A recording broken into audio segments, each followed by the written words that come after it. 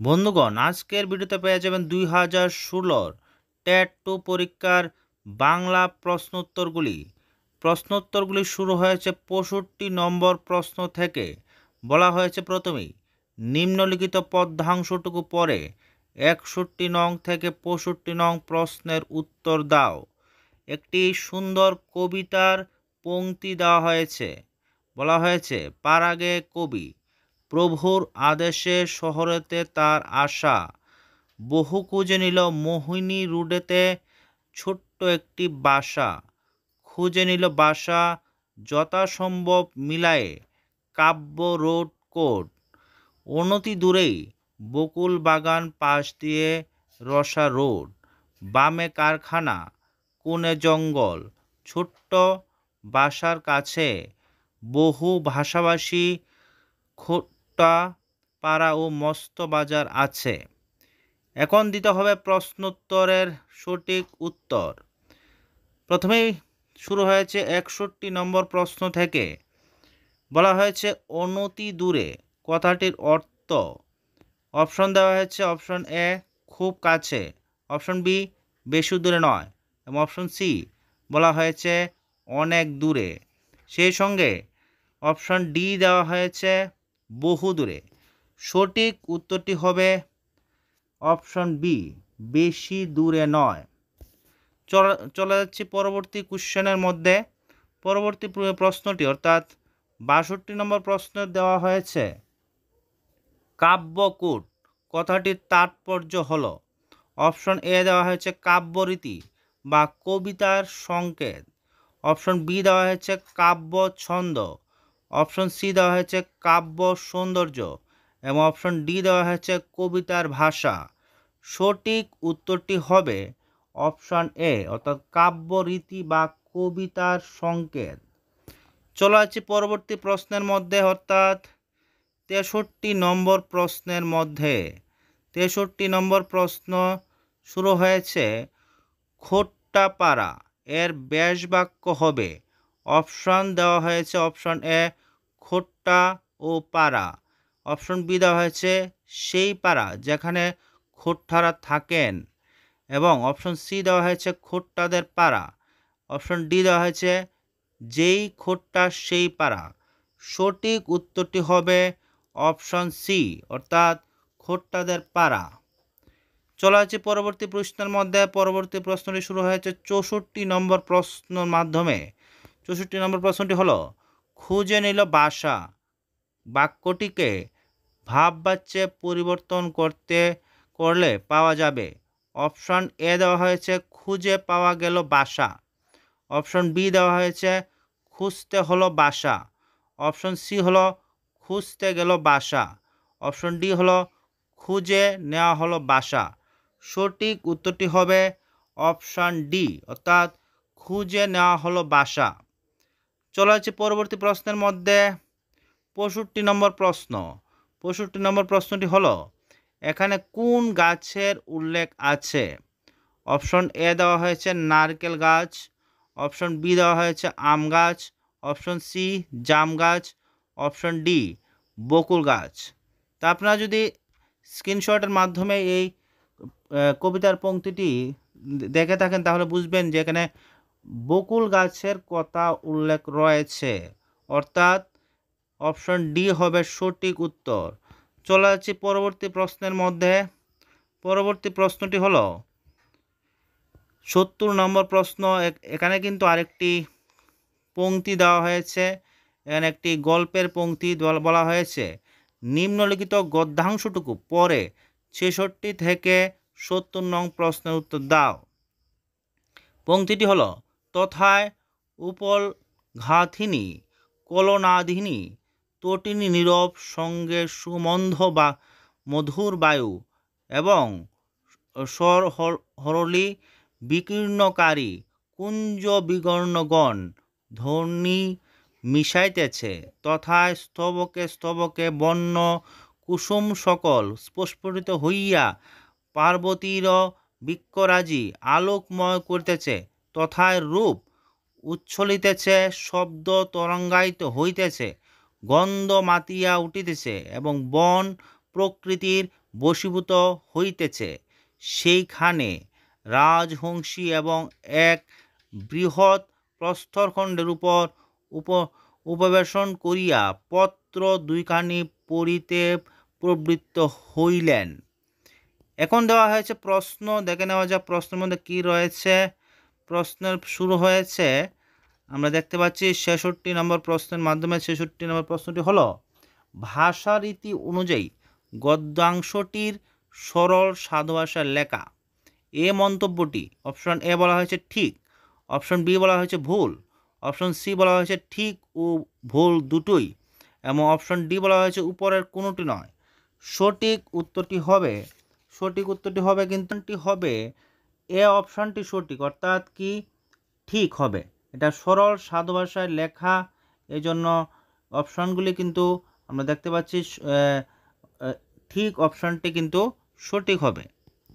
এখন চলে যাচ্ছি পরবর্তী প্রশ্নের মধ্যে। পরবর্তী প্রশ্নটি হলো ৬৭ নম্বর প্রশ্ন। বলা হয়েছে, মন প্রকৃতির বশীভূত হইতেছে। এই বাক্যাংশে মন কোন কারকে কোন বিভক্তি প্রকাশ করে? অপশন এ বলা হয়েছে করণ কারকের শূন্য বিভক্তি, অপশন বি বলা হয়েছে সম্প্রদান কারকের শূন্য বিভক্তি, অপশন সি বলা হয়েছে অধিকরণ কারকের শূন্য বিভক্তি, এবং অপশন ডি বলা হয়েছে উপরের কোনোটি নয়। সঠিক উত্তরটি হবে অপশন এ, অর্থাৎ করণ কারকের শূন্য বিভক্তি, এই অপশনটি সঠিক। এখন চলে যাচ্ছে পরবর্তী প্রশ্নের মধ্যে। পরবর্তী প্রশ্নটি হলো ৬৮ নম্বর প্রশ্ন। ৬৮ নম্বর প্রশ্নের মধ্যে বলা হয়েছে যে উদ্ধৃত গদ্যাংশে তথায় শব্দটি ব্যবহৃত হয়েছে। অপশন এ বলা হয়েছে একবার, অপশন বি দুইবার, অপশন সি তিনবার, অপশন ডি চারবার। সঠিক উত্তরটি কিন্তু আপনারা একটু পড়লেই বুঝবেন, এখানে তিনবার এই তথায় শব্দটি ব্যবহার হয়েছে। এখন চলে আসছি পরবর্তী প্রশ্নের মধ্যে। পরবর্তী প্রশ্নটি হলো ৬৯ নম্বর প্রশ্ন। ৬৯ নম্বর প্রশ্ন বলা হয়েছে, বৃহৎ প্রস্তরখণ্ডের উপর উপবেশন করিয়া পত্র দুইখানি পড়িতে প্রবৃত্ত হইলেন। বাক্যটিকে যৌগিক বাক্যে পরিবর্তন করলে পাওয়া যাবে। অপশনে বলা হয়েছে বৃহৎ প্রস্তরখণ্ডের উপর উপনিবেশন পূর্বক পত্র দুইখানি পড়িতে প্রবৃত্ত হইলেন। অপশন বি বলা হয়েছে বৃহৎ প্রস্তরখণ্ডের উপর উপবেশন করিলেন এবং পত্র দুইখানি পড়িতে প্রবৃত্ত হইলেন। অপশন সিতে বলা হয়েছে বৃহৎ প্রস্তরখণ্ডের উপর উপবেশন করিতে করিতে পত্র দুইখানি পড়িতে প্রবৃত্ত হইলেন, এবং অপশন ডিতে বলা হয়েছে উপরের কোনোটি নয়। সঠিক উত্তরটি হবে কিন্তু এখানে অপশন বি, অর্থাৎ বৃহৎ প্রস্তরখণ্ডের উপর উপবেশন করিলেন এবং পত্র দুইখানি পড়িতে প্রবৃত্ত হইলেন। চলে যাচ্ছি পরবর্তী প্রশ্নের মধ্যে। পরবর্তী প্রশ্নটি হলো ৭০ নম্বর প্রশ্ন। তটি নীরব শব্দটি ব্যাসবাক্য হবে। অপশন এ বলা হয়েছে তটিনী ও রব, অপশন বি বলা হয়েছে যেখানে তটিনী সেখানে রব, অপশন সিতে বলা হয়েছে যখন রব তখন তটিনী আছে নিশ্চয়, অপশন ডিতে বলা হয়েছে তটিনী রব। সঠিক উত্তরটি কিন্তু আপনারা নিশ্চয়ই বুঝে গেছেন, অপশন ডিটি হবে সঠিক উত্তর, তটিনীর রব। চলে যাচ্ছি পরবর্তী প্রশ্নের মধ্যে। পরবর্তী প্রশ্নটি হলো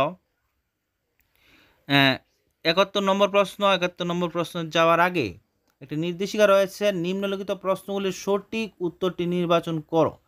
বলা হয়েছে ৭১ থেকে ৯০ নম্বর প্রশ্ন উত্তর দাও। ৭১ নম্বর প্রশ্ন বলা হয়েছে স্তম্ভ থাম কোন ধরনের ধ্বনি পরিবর্তনের দৃষ্টান্ত? অপশন এ দেওয়া হয়েছে ঘোষী ভবন, অপশন বি দেওয়া হয়েছে অল্প প্রাণী ভবন, অপশন সি বলা হয়েছে মহাপ্রাণী ভবন, এবং অপশন ডি বলা হয়েছে কণ্ঠনালীয় ভবন। সঠিক উত্তরটি হবে কিন্তু আপনারা নিশ্চয়ই বুঝে গেছেন এর মধ্যেই যে এখানে সঠিক উত্তরটি হবে মহাপ্রাণী ভবন। মহাপ্রাণী ভবন হবে সঠিক উত্তরটি, অর্থাৎ স্তম্ভ থেকে থাম এটা হলো মহাপ্রাণী ভবনের একটি দৃষ্টান্ত। চলে আসছি ৭২ নম্বর প্রশ্নের মধ্যে।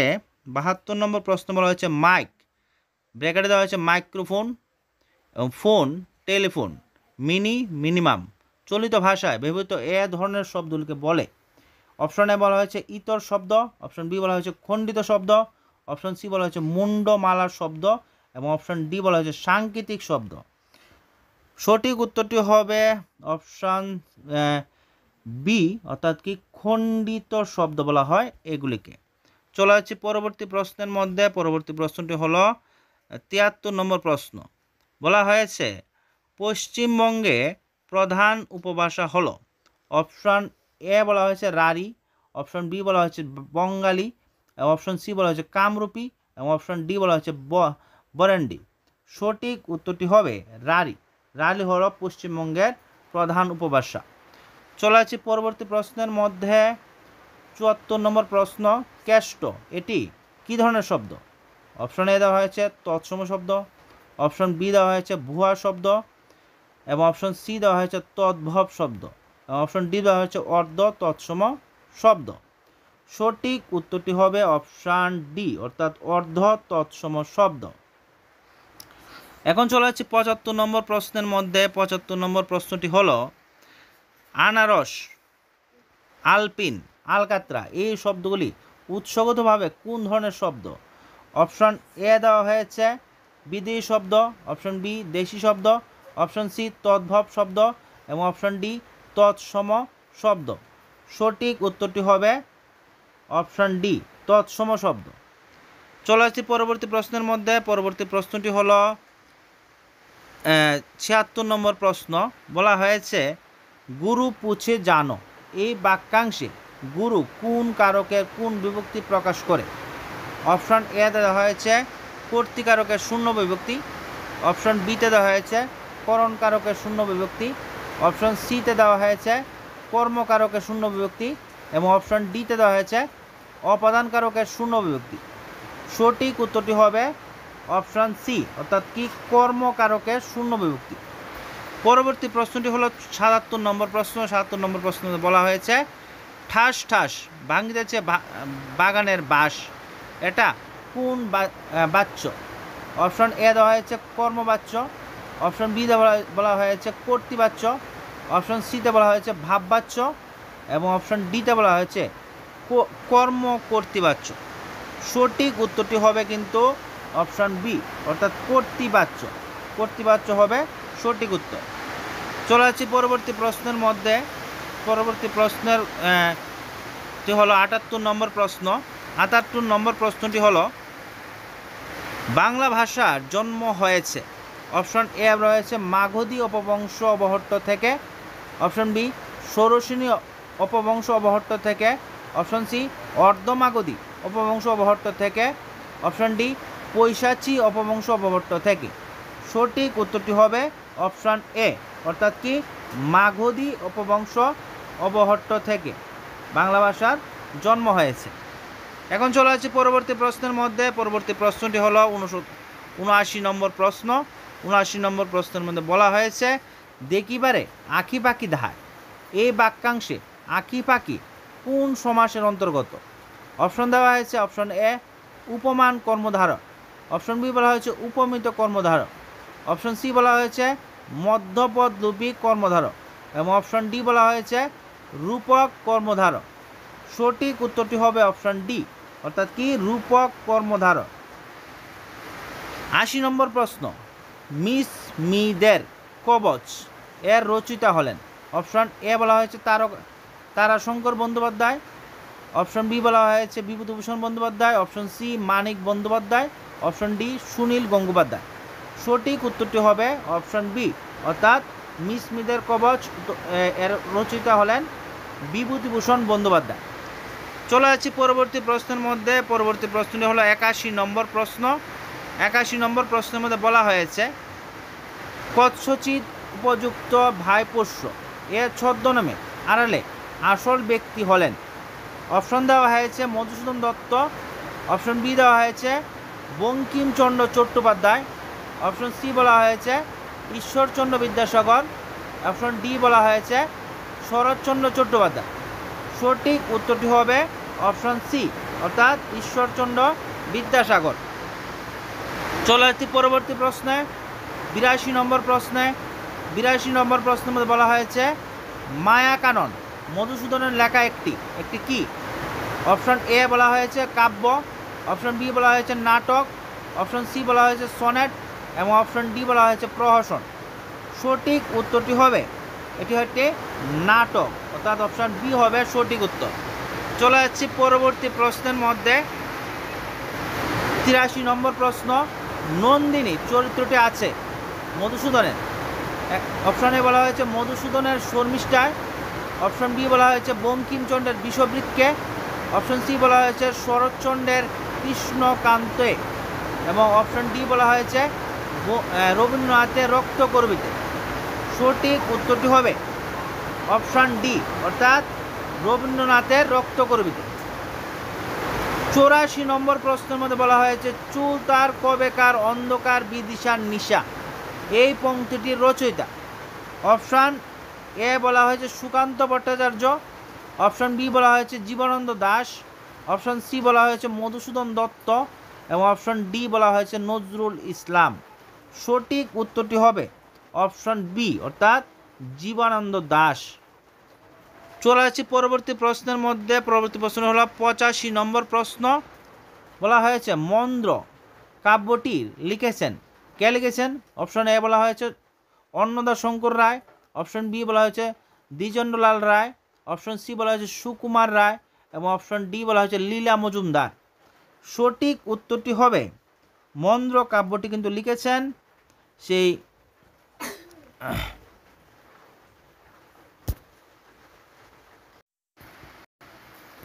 সঠিক উত্তরটি হবে মন্দ্র কাব্যটি লিখেছেন দ্বিজেন্দ্রলাল রায়। দ্বিজেন্দ্রলাল রায় তিনি এই কাব্যটি রচনা করেছিলেন, অর্থাৎ অপশন বি হবে সঠিক উত্তর। চলে যাচ্ছি পরবর্তী প্রশ্নের মধ্যে। পরবর্তী প্রশ্নটি হলো 86 নম্বর প্রশ্ন। 86 নম্বর প্রশ্নের মধ্যে কী বলা হয়েছে দেখে নাই। আমি কলকাতায় যাই, এই বাক্যটিকে আমি কলকাতায় যান বললে বাক্যটি হবে।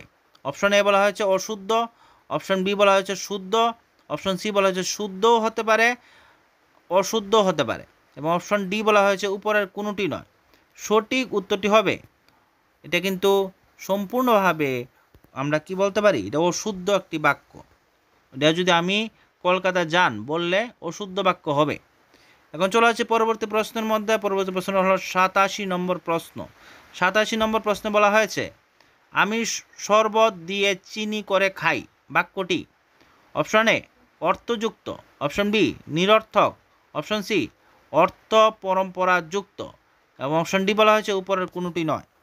সঠিক উত্তরটি হবে নিরর্থক বাক্য। এটি একটি নিরর্থক বাক্য হয়ে যাবে এরকম বললে।